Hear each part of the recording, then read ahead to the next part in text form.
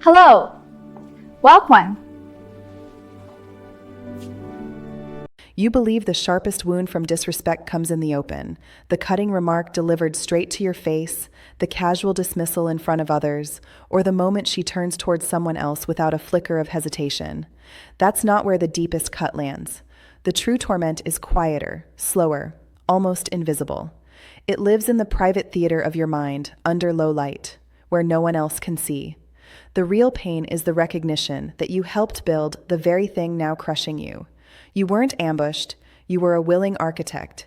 You supplied the plans, the materials, the quiet permissions, all under the illusion that you were constructing something noble called love.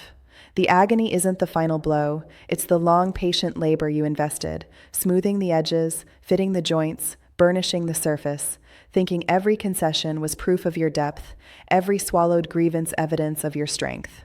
This is the shadow truth that gnaws beneath every encounter that leaves you diminished, disoriented, somehow smaller than you were the day before. Your authority didn't vanish because of her actions alone. It eroded through your own unspoken surrenders. Those jokes that sting a fraction too long aren't random. They're reconnaissance missions, mapping the terrain of your tolerance. The boundaries she nudges aren't simple differences of opinion. They're excavations into the bedrock of your self-regard. The words you speak that now fall flat didn't lose their force overnight. You gradually hollowed them out, concession by concession. And the worst of it isn't what she does. It's what it quietly does to you. In the dead hours of night, a corrosive uncertainty settles in, not about whether you'll lose her, but about whether you've already lost some essential part of yourself, a part you never learned to name, never thought to guard, never realized was slipping until it was half gone. You begin to feel like a specter drifting through your own existence, lingering in a relationship that once felt solid but now seems built on air. Here is a truth few men ever hear, not because it's complex, but because it's unbearable to face. Respect is not accumulated through effort the way a bank account grows with deposits. It isn't a ledger where you record acts of kindness and expect loyalty in return. It is ignited by something older, deeper, more instinctual. Once you glimpse this hidden machinery of attraction and authority, you cannot unsee it. Your entire past replays in merciless detail.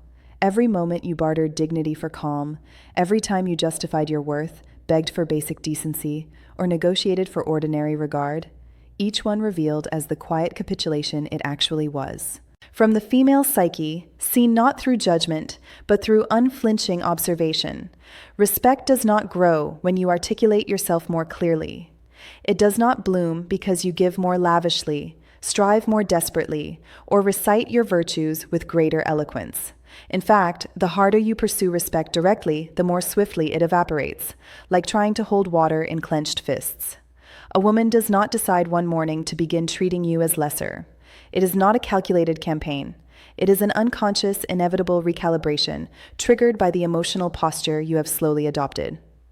When her instincts register that your equilibrium, your confidence, your very sense of wholeness hinges on her approval, her moods, her continued presence, something inside her shifts. It does not shift toward deeper reverence. It shifts toward ease of influence. And influence is the antithesis of respect. Influence is what you exert over something pliable, something whose orbit you can predict and adjust.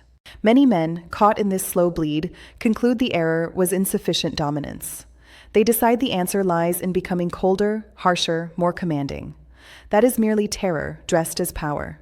Genuine respect arises from a different source, an internal anchorage so profound that external pressure cannot uproot it. A man whose standards, purpose, and identity are rooted deeply enough that he does not fracture when they are challenged. He may bend slightly, listen carefully, consider thoughtfully, but the center holds. When a woman tests, and most do, often without conscious intent, she is not usually trying to injure you. She is searching for the contours of your self-worth, sounding the depth of your character. Each time you over-explain, apologize for valid emotions, or endure treatment that quietly corrodes your spirit, you are not demonstrating compassion. You are relocating your own perimeter. You are signaling on a level beneath words that you will reshape yourself to preserve her comfort. That signal rewrites the entire relational equation from mutual gravity to unspoken hierarchy.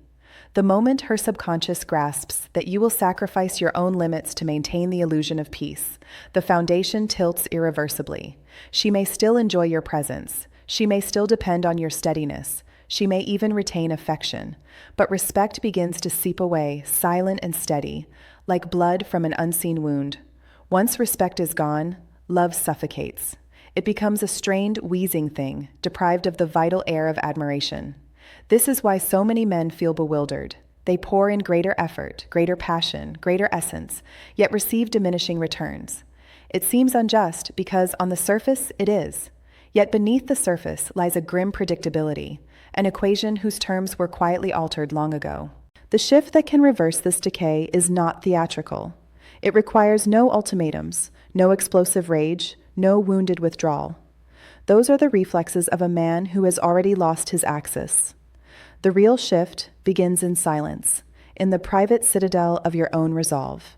It is the decision, steady, unyielding, that your integrity, your peace, your self-regard are not negotiable currency for her validation. You cease trading your dignity for the drug of being chosen. When she senses this internal realignment, she does not hear it in declarations. Words have long since lost their weight. She feels it in the new quality of your silences, no longer crowded with anxious explanations. She notices what you no longer pursue: endless debates, repeated reassurances, the compulsion to have the final word. She registers what you no longer absorb: the subtle barbs, the habitual tardiness, the casual disregard for your time. In that space, respect finds an opening to return. Not because it was demanded, but because you stopped quietly bargaining it away. From the female psychological vantage, disrespect rarely starts with deliberate cruelty. It often begins with a particular kind of comfort, a comfort that becomes poisonous. When a woman grows certain that your responses are fixed, that your emotional terrain offers no ridges or valleys, only vast accommodating plains, her behavior adjusts. Not out of malice, but because the human psyche perpetually recalibrates value according to perceived risk. When crossing your boundaries carries no emotional consequence, no withdrawal, no dimming of your presence, no genuine cost, the boundary ceases to exist in any meaningful way. It becomes a mark drawn in mist. This is where most well-meaning men misstep catastrophically. They believe the problem is insufficient communication. They think more words, more vulnerability, more patient explanation will restore equilibrium. But respect is almost never revived by dialogue alone. After a certain threshold, words become static. The subconscious responds not to rhetoric, but to disruption, to a break in the expected pattern.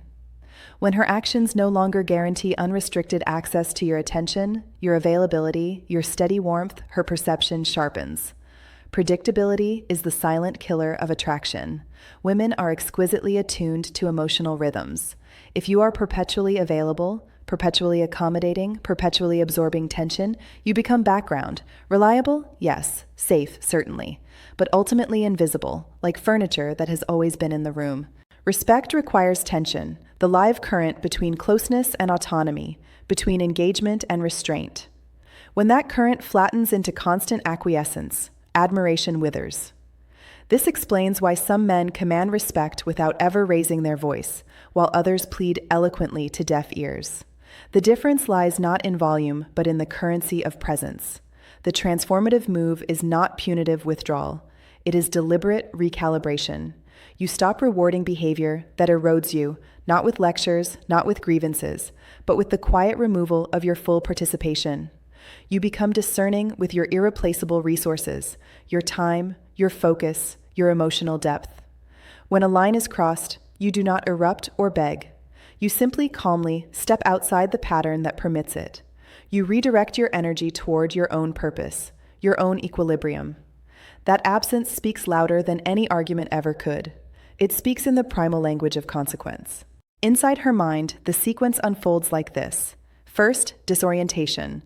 The familiar script has vanished. Then, involuntary reflection. Her mind, no longer on autopilot, begins to question. Why no predictable reaction? Why no pursuit? Why does the air feel suddenly charged with possibility, of actual loss? In that unsettled space, respect finds fertile ground. Because value, in the unforgiving arithmetic of human psychology, is always measured against the possibility of absence. If you cannot be absent, you cannot be treasured. Many men dread this move with visceral fear, believing they risk everything. Sometimes they do, But here is the stoic reality few dare voice. A relationship devoid of respect is already moribund. You are merely the last one still listening for its pulse. Choosing yourself is not manipulation. It is the first honest act in years. Honest about what you will endure, honest about your worth. A woman capable of true respect will feel the atmospheric shift and, after her own reckoning, rise to meet it. A woman who valued only your compliance will either escalate her testing or exit entirely. Either outcome grants you something irreplaceable, congruence. You reclaim the sovereignty of your own spirit. Respect does not return instantly. There is a painful interlude, a stress test. When you cease overextending, cease justifying, cease chasing, she may paradoxically intensify pressure. She may withdraw, provoke trivial conflicts, question your commitment, or hint at departure. This is the crucible where most men falter. Panic surges. It's worsening. I must fix it. Explain, reassure. But what is actually occurring is calibration. She is verifying whether your new boundaries are structural or merely theatrical. Consistency is the only proof the subconscious accepts. Anyone can perform strength briefly. Only a man with genuine internal anchorage remains steady when the storm intensifies. If you revert, if you chase, justify, collapse the new line to restore familiar ease, the test concludes, you remain negotiable. But if you remain calm, principled, unmoved, neither punishing her nor folding, her nervous system registers a new form of safety. Not the counterfeit safety of control, but the authentic safety of structure. A spine that will not splinter. A center that will not hollow. Upon that ground, respect can finally take root. Overt anger fails because it signals reactivity. Punitive silence fails because it is still governed by her behavior. The effective posture is quiet, embodied certainty. You do not proclaim standards, you inhabit them.